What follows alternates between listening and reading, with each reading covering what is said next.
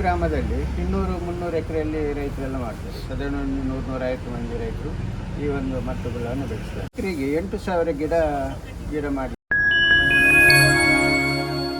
Hello friends, ನಮಸ್ತೆ. I am Sharan Pereira. Welcome back to my ideas with SP YouTube ಚಾನಲ್ಗೆ. ನೀವೆಲ್ಲ ಸೌಖ್ಯ ಇದ್ದೀರಂತ ಎನಿಸ್ತೇನೆ. So ನಾನೊಂದು ಹೊಸ ವೀಡಿಯೋ ಮಾಡಲಿ ಬಂದಿದ್ದೇನೆ. ನಾನೀಗ ಎಲ್ಲಿದೆ ಅಂದರೆ ಉಡುಪಿ ಜಿಲ್ಲೆ ಮಟ್ಟು ಗ್ರಾಮದಲ್ಲಿದ್ದೇನೆ.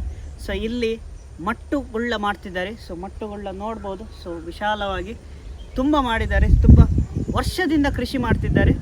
ಸೊ ಕರಾವಳಿ ಭಾಗದಲ್ಲಿ ಇಲ್ಲಿ ಮಟ್ಟು ಗ್ರಾಮದಲ್ಲಿ ಮಾತ್ರ ಆಗ್ತಾ ಉಂಟು. ಮಟ್ಟು ಕೃಷಿ ಹೇಗೆ ಮಾಡೋದು, ಇಂಗ್ಲೀಷಲ್ಲಿ ಬ್ರಿಂಜಾಲ್ ಫಾರ್ಮಿಂಗ್ ಹೇಳ್ತಾರೆ.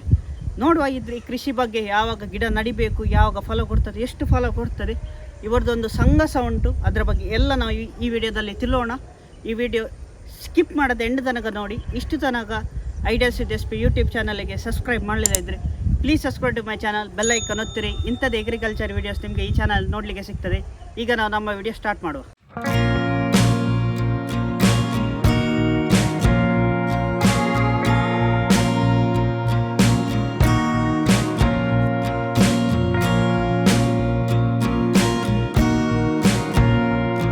ಫ್ರೆಂಡ್ಸ್, ಈಗ ನಮ್ಮೊಟ್ಟಿಗಿದ್ದಾರೆ ಲಕ್ಷ್ಮಣ್ ಮಟ್ಟು. ನಮಸ್ಕಾರ. ನಮಸ್ತೆ ಸರ್, ಹೇಗಿದ್ದೀರಿ ಸರ್? ಸೌಖ್ಯ ಸರ್, ನೀವು ಎಷ್ಟು ವರ್ಷದಿಂದ ಮಟ್ಟುಗುಳ್ಳ ಕೃಷಿ ಮಾಡ್ತಿದ್ದೀರಿ? ನಾವಂದರೆ ನಮ್ಮ ತಂದೆಯ ಕಾಲದಿಂದಲೂ ಮಾಡ್ತಿದ್ದೆ. ಸಾಧಾರಣ ಒಂದು 40 ವರ್ಷ ನಮ್ಮ ಚಿಕ್ಕ ಪ್ರಾಯದಲ್ಲೇ ಮಾಡ್ತಿದ್ದೆ. ಓಕೆ. ಸೊ ಈ ಏರಿಯಾದಲ್ಲಿ ಮಟ್ಟುಗುಳ್ಳ ಆಗ್ತದೆ. ಹೌದು. ಸೊ ಕರಾವಳಿ ಭಾಗದಲ್ಲಿ ಬೇರೆ ಕಡೆ ಆಗೋದಿಲ್ಲ ಹೇಳ್ತಾರೆ. ಸೊ ಇಲ್ಲಿ ಮಾತ್ರ ಅದರ ವಿಶೇಷತೆ ಏನಂದರೆ ಮಟ್ಟುಗುಳ್ಳ ಅಂತೇಳಿ ಮಟ್ಟು ಏರಿಯಾದಲ್ಲಿ ಮಾತ್ರ ಆಗುವಂಥದ್ದು. ಓಕೆ. ಮಟ್ಟುಗುಳ್ಳ ಅಂತ ಹೇಳಿದ್ರೆ ಮಟ್ಟು ಗ್ರಾಮದಲ್ಲಿ ಬೆಳೆಯುವಂಥದ್ದು ಗುಳ್ಳ ಬದನೆ. ಓಕೆ. ಬೇರೆ ಎಲ್ಲ ಬದನೆ, ಮಟ್ಟದ್ದು ಮಾತ್ರ ಗುಳ್ಳ. ಅದು ಸ್ವಲ್ಪ ಹೇಳ್ಬೋದು. ಮಟ್ಟು ಮತ್ತೆ ಬದನೆಗೆ ಸ್ವಲ್ಪ ಎಂತ ವ್ಯತ್ಯಾಸ? ಗುಳ್ಳ ಅಂತ ಹೇಳಿದ್ರೆ ಅದು ಉರುಟು ಆಕಾರ ಇರ್ತದೆ. ಓಕೆ. ಮತ್ತೆ ಅದರಲ್ಲಿ ಮುಳ್ಳು ಇರ್ತದೆ. ಓಕೆ. ಮುಳ್ಳು ಇರ್ತದೆ. ಬೇರೆ ಬದನೆಯಲ್ಲಿ ಅದು ಉದ್ದ ಆಕಾರ ಇರ್ತದೆ, ಮುಳ್ಳು ಇರುವುದಿಲ್ಲ. ಓಕೆ. ಮತ್ತೆ ಇದರಲ್ಲಿ ಒಂದು ಫಿನಿಶಿಂಗ್ ಮ್ಯಾಟ್ ಫಿನಿಶ್ ಇರ್ತದೆ. ಅದು ಫಿನಿಶಿಂಗ್ ಇರ್ತದೆ, ಶೈನಿಂಗ್ ಇರ್ತದೆ. ಓಕೆ. ಹೌದು, ಈ ಥರ ಮಟ್ಟುಗುಳ್ಳ ಅಂತ ಹೇಳಿದ್ರೆ ಮತ್ತೆ ರುಚಿಯಲ್ಲಿ ಮತ್ತೆ ಬಣ್ಣದಲ್ಲಿ ಮತ್ತೆ ಈಗ ವ್ಯತ್ಯಾಸ ಬರ್ತದೆ. ನಾವು ಗೊತ್ತಿದ್ದವರಿಗೆ ಬದನೆ ಮತ್ತೆ ಗುಳ್ಳಕ್ಕೆ ವ್ಯತ್ಯಾಸವನ್ನು ಕಂಡು ಹುಡ್ಕೋಬಹುದು. ಹೌದಾ? ಕೆಲವು ಗೊತ್ತಿಲ್ಲದವರಿಗೆ, ಬೇರೆ ಊರಿನವರೇ ಆದ್ರೆ ಮಟ್ಟುಗುಳ್ಳ ಅಂತ ಹೇಳಿದ್ರೆ ಬೇರೆ ಬದನೆಯನ್ನು ಕೊಟ್ಟು ಮಿಕ್ಸ್ ಮಾಡಿ ಕೊಡ್ತಾರೆ.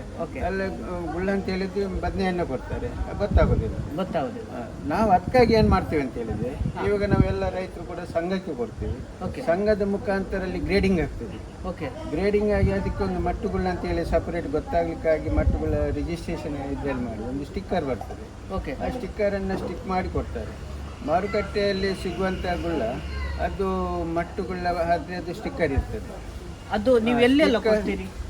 ಮಾರುಕಟ್ಟೆ ಅಂತ ಹೇಳಿದ್ರೆ ಉಡುಪಿ, ಮ್ಯಾಂಗ್ಳೂರು, ಹೊರದೇಶಕ್ಕೆ ಹೋಗ್ತದೆ, ಬ್ಯಾಂಗ್ಳೂರು ಹೋಗ್ತದೆ. ಈಗ ಯಾರಾದ್ರೆ ಬೇರೆಯವ್ರು ಕೇಳಿದ್ರೆ ನೀವು ಕೊಡ್ತೀರಾ?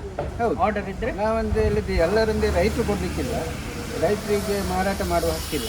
ಓಕೆ. ರೈತರು ಏನಿದ್ರು ಕೂಡ ಬೆಳೆಸುವಂಥದ್ದು, ಬೆಳೆಸಿದ್ದನ್ನು ನಮ್ಮ ಸಂಘಕ್ಕೆ ಹಾಕುವಂಥದ್ದು. ಸಂಘಕ್ಕೆ? ಹೌದು, ಸಂಘದ ಮುಖಾಂತರನೇ ಮಾರಾಟ ಮಾಡುವಂಥದ್ದು. ಓಕೆ. ಎಂತ ಇದ್ರು ಸಂಘಕ್ಕೆ ಕೊಡಬೇಕು.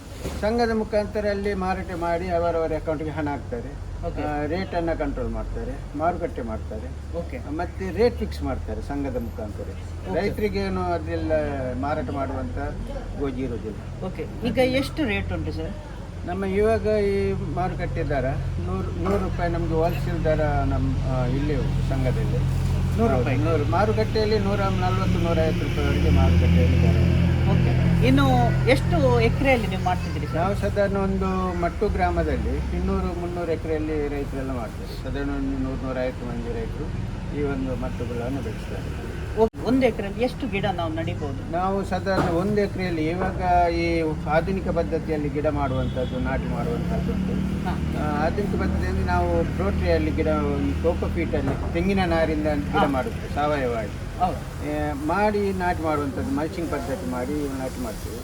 ಆದ್ದರಿಂದಾಗಿ ಇವಾಗ 1 ಎಕರೆಗೆ 8,000 ಗಿಡ ಮಾಡಲಿಕ್ಕೆ ಬರ್ತದೆ, ನಾಟಿ ಮಾಡಲಿಕ್ಕೆ. 1 ಎಕರೆಯಲ್ಲಿ 8,000 ಗಿಡವನ್ನು ನಾಟಿ ಮಾಡ್ಬೋದು. ಓಕೆ. ಅದು ಈಗ ಈ ವರ್ಷ ನೆಟ್ಟರೆ ಎಷ್ಟನೇ ಮತ್ತೆ ಯಾವಾಗ? ನಾವು ಇವಾಗ ಮಟ್ಟುಗುಳ್ಳವನ್ನು ಮಳೆಗಾಲ ಸ್ಟಾರ್ಟ್ ಆಗಬೇಕಂತ ಹೇಳಿದ್ರೆ ಆಗಸ್ಟ್ ತಿಂಗಳಲ್ಲಿ ಬಿತ್ತನೆ ಮಾಡ್ತಾರೆ, ಬೀಜನೆ ಮಾಡ್ತಾರೆ. ಓಕೆ. ಮತ್ತೆ ಸೆಪ್ಟೆಂಬರಲ್ಲಿ ನಾಟಿ ಮಾಡ್ತಾರೆ 1 ತಿಂಗಳ ಗಿಡವನ್ನು. ಓಕೆ. ಮತ್ತೆ ಅಕ್ಟೋಬರ್ 2nd ವೀಕಲ್ಲಿ ಕೊಯ್ಲು ಮಾರುಕಟ್ಟೆಗೆ ಬರ್ತದೆ ಮಟ್ಟುಗುಳ್ಳ. ಅಕ್ಟೋಬರ್ 2nd ವೀಕಲ್ಲಿ ಮಾಡ್ತಾರೆ. ನವರಾತ್ರಿ ಟೈಮಲ್ಲಿ ಮಾರುಕಟ್ಟೆಗೆ ಸೆಕೆಂಡ್ ಬರ್ತದೆ. ಓಕೆ, ಒಂದು ಗಿಡ ಎಷ್ಟು ವರ್ಷದ ತನಕ ಅದರ ಲೈಫ್ ಸ್ಪ್ಯಾನ್ ಇರ್ತದೆ? ಒಂದು ವರ್ಷವನ್ನು ನಾವು ಒಂದು ನೀರು ನಿಲ್ಲದ ಜಾಗದಲ್ಲಿ ಆದರೆ ನಮ್ಮ ತೋಟದಲ್ಲಿ ಆದರೆ ಒಂದು 2-3 ವರ್ಷ ಕೂಡ ನಾವು ಅದರಲ್ಲಿ ಮಾಡ್ಬೋದು. ಹೌದು, ಮಾಡ್ಕೊಬಹುದು. ಮತ್ತೆ ಇಲ್ಲದೆ ನಾವು ಗದ್ದೆಯಲ್ಲಿ ಆದರೆ ಸೆಪ್ಟೆಂಬರಲ್ಲಿ ನಾಟಿ ಮಾಡಿದ್ದು ಮಳೆ ಬಂದರೆ ಅದು ಕೊಳ್ತೋಗ್ತದೆ. ಮಳೆಗಾಲದಲ್ಲಿ ಬರೋದಿಲ್ಲ. ಒಂದು 6-8 ತಿಂಗಳು ತೊಂದರೆ ಇಲ್ಲ. ನಿಮಗೆ ಇಲ್ಲಿ ನೀರು ಜಾಸ್ತಿ ಇರುವ ಸಮಯ ಉಳಿತದ? ನೀರು ಬರಬಾರ್ದು, ಇರಬಾರ್ದು. ಅದಕ್ಕೆ ನೀರು ಹರಿತಾ ಹೋಗ್ಬೇಕು. ಹೌದು, ಮತ್ತೆ ಬೇರು ಕುಳಿತದೆ. ಇವಾಗ ಜಾಸ್ತಿಯಾಗಿ ಅಕಾಲಿಕ ಮಳೆ ಬಂದಾಗ ನಮ್ಮ ಬೇರು ಕುಳಿತು ನಾಶ ಆಗುವಂಥದ್ದು ಜಾಸ್ತಿ ಚಾನ್ಸ್ ಇರ್ತದೆ. ಮತ್ತೆ ರೋಗ ಎಲ್ಲ ಜಾಸ್ತಿ ಇರ್ತದೆ. ಅದು ರೋಗ ಬಂದರೆ ಎಂತ ಮಾಡಬೇಕು? ನಮಗೆ ರೋಗ ಬಾರದಾಗಿ ಫಸ್ಟಿಗೆ ನಾವು ಮಣ್ಣನ್ನು ಕಂಟ್ರೋಲ್ ಆಗಿ ಇಡಬೇಕಾಗ್ತದೆ. ಆದಷ್ಟು ಸಾವಯವ ಮಣ್ಣು ನಾವು ಗಿಡವನ್ನು ಮಾಡಬೇಕು. ಸಾವಯವ ಮಣ್ಣನ್ನು ತಯಾರು ಮಾಡಬೇಕು. ಗೊಬ್ಬರವನ್ನು ಜಾಸ್ತಿ ಕೊಡಬೇಕು. ಕಹಿಬೇವು ಹಿಂಡಿ ಹಾಕಬೇಕು. ಮತ್ತು ಬೀಜವನ್ನು ಕೂಡ ನಾವು ಸಾವಯವ ಬೀಜವನ್ನೇ ತಯಾರಿಸಬೇಕಾಗ್ತದೆ. ನಾವು ರೋಗವನ್ನು ಕಂಟ್ರೋಲ್ ಮಾಡ್ತೀವಿ. ಓಕೆ, ಇನ್ನು ಒಂದು ಎಷ್ಟು ಇಳುವರಿ ಬರ್ತದೆ ಸರ್ ನಮಗೆ ಅಂತ ಹೇಳಿದ್ರೆ 1 ಎಕರೆಯಲ್ಲಿ ಒಂದು 4-5 ಟನ್ ಒಳ್ಳೆ ಫಸಲು ಬಂದರೆ ಇಳುವರಿ ಪಡಿಬೋದು. 4-5 ಟನ್ ವರೆಗೆ. ಸೊ ಅದಕ್ಕೆ ಎಷ್ಟು ನೀರು ಆಗ್ತದೆ? ನೀರಂತ ಹೇಳಿದ್ರೆ ದಿನವೂ ಆಗಲಿಲ್ಲ, ವಾರಕ್ಕೊಮ್ಮೆ ನೀರಾವರಿ ಮಾಡುವಂಥದ್ದು. ಓಕೆ, ಆದರೂ ಕೂಡ ಒಂದು ದಿವಸಕ್ಕೆ ಒಂದು ಗಿಡಕ್ಕೆ 2 ಲೀಟರ್ ನೀರು ಬೇಕು. ಒಂದು ಗಿಡಕ್ಕೆ 2 ಲೀಟರ್ ನೀರು. ಅದು 1 ವೀಕಿಗೆ? 1 ವೀಕ್, ಹೌದು. 1 ವೀಕಿಗೆ ಒಂದು 2 ಲೀಟರ್ ನೀರು ಇವನ್ನ ಮಾಡಿ. ನೀವು ಕೈಯಲ್ಲಿ ಬಿಡ್ದ ಇಲ್ಲ ಸ್ಪ್ರಿಂಕ್ಲರ್? ಸ್ಪ್ರಿಂಕ್ಲರ್ ಮಾಡೋದಿಲ್ಲ, ಚಾನಲ್ ಇರ್ತದೆ. ಓಕೆ, ಕಾಲುವೆ ಮುಖಾಂತರ ಪಂಪ್ ಸೆಟ್ಟಲ್ಲಿ ನೀರು ಮಾಡಿ. ಮತ್ತೆ ಕೆಲವು ಇವಾಗ ಹೊಸ ಪದ್ಧತಿಯಲ್ಲಿ ಡ್ರಿಪ್ ಇರಿಗೇಷನ್ ಕೂಡ ಮಾಡಿ. ಹೌದು, ಡ್ರಿಪ್ ಇರಿಗೇಷನ್ ಮಾಡ್ತಾರೆ. ಮತ್ತೆ ಅದು ನಾನು ನೋಡಿದೆ, ಇದು ವೇವೆ ಆಗಿ ಉಂಟು. ಹೌದು, ಅದರಲ್ಲಿ ನೀರು ಹಾರಿಸುವಂಥದ್ದು. ಓಕೆ, ಹೌದು, ಕಾಲುವೆಯಲ್ಲಿ ಬರ್ತದೆ, ನಾವು ಅದರಲ್ಲಿ ವೇವಲ್ಲಿ. ಓಕೆ, ಮತ್ತೆ ಮಟ್ಟುಗುಳ್ಳ ಒಟ್ಟಿಗೆ ಬೇರೆ ಕೃಷಿ ಮಾಡ್ಬೋದಾ? ಮಟ್ಟುಗುಳ್ಳದ ಒಟ್ಟಿಗೆ ನಾವು ಹರಿವೆಯನ್ನು ಮಾಡ್ತೇವೆ. ಹರಿವೆ ಬರ್ತದೆ. ಓಕೆ, ಹಸಿರು ನಾವು ಅದನ್ನು ಒಂದು ಉತ್ಪತ್ತಿಯನ್ನಾಗಿ ಅದರ ನಡುವೆ ಇಡ್ಬೋದು ಮಾಡ್ತೇವೆ. ಮತ್ತು ನಮಗೆ ಅದರ ಖರ್ಚನ್ನು ನಾವು ಹರಿವೆ ಸೊಪ್ಪಲ್ಲಿ ತೆಗಿತೇವೆ. ಓಕೆ, ಮಾಡುವಂಥ ಖರ್ಚನ್ನು. ಓಕೆ, ಮತ್ತೆ ಅದಕ್ಕೆ ಲಾಸ್ ಅಂತ ಆಗ್ತದೆ? ನಿಮಗೆ ಲಾಸ್ ಆಗ್ತದೆ. ನಾವೊಂದು ನಾಟಿ ಮಾಡಿದರೆ ಇಲ್ಲದೆ ಒಂದು ಜಾಸ್ತಿ ಮಳೆ ಬಂದರೆ, ಇಲ್ಲದೆ ರೋಗ ಜಾಸ್ತಿ ಆದರೆ, ಇಲ್ಲದೆ ನಮ್ಮ ಸಮುದ್ರ ಬದಿ ಹೊಳೆ ಬದಿ ಇರುವುದರಿಂದ ಉಪ್ಪು ನೀರು ಯಾವುದಾದ್ರು ನೀರು ಗದ್ದೆಗೆ ಬಂದರೆ ಈ ಥರ ಗಿಡ ಸಾಯುವಂಥದ್ದು ಇರ್ತದೆ. ಹೌದು, ಮತ್ತೆ ಗಿಡ ಕೂಡ ಹಾಳಾದರೆ ಲಾಸ್ ಆಗುತ್ತೆ. ಈಗ ಒಂದು ಗಿಡಕ್ಕೆ ಎಷ್ಟು ಉಂಟು ಸರ್? ಇವಾಗ ಗಿಡಕ್ಕೆ ರೇಟ್ ಅಂತೇನಿಲ್ಲ. ಅಲ್ಲಿ ಗಿಡವನ್ನು ನಾವು ಮಾರಾಟ ಮಾಡೋದಿಲ್ಲ. ಓಕೆ, ಮಾರುಕಟ್ಟೆಯಲ್ಲಿ ಆಗಲಿ ಎಲ್ಲಿ ಕೂಡ ಬೀಜ ಕೂಡ ಸೇಲ್ ಮಾಡ್ತೀವಿ. ಸಂಘದಲ್ಲಿ ಆಗಲಿ ರೈತರು ಕೂಡ ಆಗಲಿ ಯಾರು ಬೀಜ ಸೇಲ್ ಮಾಡೋದಿಲ್ಲ. ಓಕೆ, ಅಂತ ಹೇಳಿದ್ರೆ ನಾವು ಬೀಜ ಸೇಲ್ ಎಲ್ಲಿ ಮಾಡಿದ್ರು ಕೂಡ ಅದು ಗಿಡ ಬರುವುದಿಲ್ಲ, ಟೇಸ್ಟ್ ಬರುವುದಿಲ್ಲ. ಅದರಿಂದಾಗಿ ಇದಕ್ಕೆ ಮಟ್ಟುಗುಳ್ಳಕ್ಕೆ ಒಂದು ಪ್ರಾಮುಖ್ಯತೆ ಬಂದಿದೆ. GI ಪೇಟೆಂಟ್ ಬಂದಿದೆ. ಓಕೆ, ನಮ್ಮ ಪಕ್ಕದ ಒಂದು 2 ಕಿಲೋಮೀಟರ್ ದೂರದಲ್ಲಿ ನಾಟಿ ಮಾಡಿದ್ರು ಬರುವುದಿಲ್ಲ ಇಲ್ಲ. ಓಕೆ, ಅದೇ ವಿಶೇಷತೆಯಿಂದಾಗಿ ಮಟ್ಟುಗುಳ್ಳಕ್ಕೆ ಒಂದು GI ಪೇಟೆಂಟ್ ಬಂದಿದೆ. ಈಗ ನಾವು ಕಾರ್ಕಳದಿಂದ ಬಂದ, ಸೊ ಕಾರ್ಕಳದಲ್ಲಿ ಮಾಡಿದ್ರೆ ಇಲ್ಲಿ ಬರುವುದಿಲ್ಲ, ಅದು ಬರುವುದಿಲ್ಲ. ಬರ್ತದೆ, ಬದನೆ ಆಗ್ತದೆ. ಬದನೆ ಆಗಿ ಕನ್ವರ್ಟ್ ಮಟ್ಟುಗುಳ್ಳ ಅಂತ. ಮಟ್ಟುಗುಳ್ಳ ಬರುವುದು. ಮತ್ತೆ ಸರ್, ಒಂದು ಮಟ್ಟುಗುಳ್ಳ ಎಷ್ಟು ಕೆಜಿ ಇರ್ತದೆ ಸರ್? ಒಂದು ಗುಳ್ಳ ಅಂತಂದ್ರೆ ದೊಡ್ಡದು 1/4 kg ಇರ್ತದೆ. 1 kgಯಲ್ಲಿ 3-4. ಓಕೆ, ಹೌದು. ಬಿ ಗ್ರೇಡ್ ಅಂತ ಹೇಳಿದ್ರೆ ಸೆಕೆಂಡ್ ಗ್ರೇಡ್ ಬರ್ತದೆ, ಒಂದು ಸಣ್ಣದು. ಅದು 7-8 ಬರ್ತದೆ. ಓಕೆ, ಒಂದು 2 ಕ್ಯಾಟಗರಿ ಉಂಟಾ? 2 ಕ್ಯಾಟಗರಿ. ಓಕೆ, ಮತ್ತೆ ಸರ್ ಇದಕ್ಕೆ ಗೌರ್ಮೆಂಟಿಂದ ಎಂತಾದ್ರೂ ಹೆಲ್ಪ್ ಸಿಗ್ತದೆ? ಗೌರ್ಮೆಂಟ್ ಹೆಲ್ಪ್ ಅಂತೇಳಿ ನಮಗೆ GI ಕ್ರಾಪ್ ಆದ್ರಿಂದಾಗಿ ನಮಗೆ ನಬಾರ್ಡಿಂದ ಇದಕ್ಕೆ ಸ್ವಲ್ಪ ಫಸ್ಟಿಗೆ ಒಂದು ಇದು ಸ್ಟ್ರೆಚರ್ ಮಾಡಲಿಕ್ಕೆ. ಓಕೆ, ಅಲ್ಲದೆ ನಮಗೆ ಒಂದು ಉತ್ತೇಜನಕ್ಕಾಗಿ ಸ್ವಲ್ಪ ಸಬ್ಸಿಡಿ ಬಂದಿದೆ ನಬಾರ್ಡ್. ಸೊ ಬೇರೆಯವರಿಗೆ ಹೊಸತು ಮಾಡುವವರಿಗೆ ಸಿಗ್ತದೆ?